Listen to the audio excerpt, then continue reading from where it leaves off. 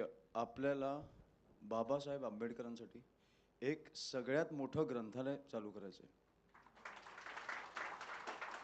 जी करून खरी बाबासाहेब आंबेडकरांना श्रद्धांजली असणार आहे.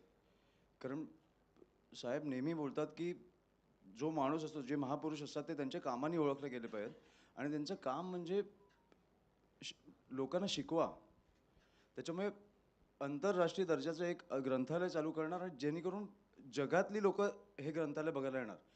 सगळी पुस्तकं इकडे तुमच्यासाठी उपलब्ध असणार आहेत.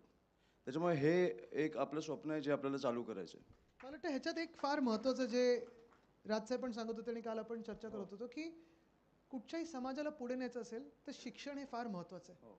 आणि महामानव डॉक्टर बाबासाहेबांनी काय आपल्याला हे दिलं की एक तर त्यांचं स्वतःचं वाचन, त्यांचा अभ्यास, त्यांची पूर्ण कारकीर्द पाहिली तर त्यांच्यात सगळ्यात महत्त्वाचं म्हणजे शिक्षण हा खूप एक मोठा बेस होता.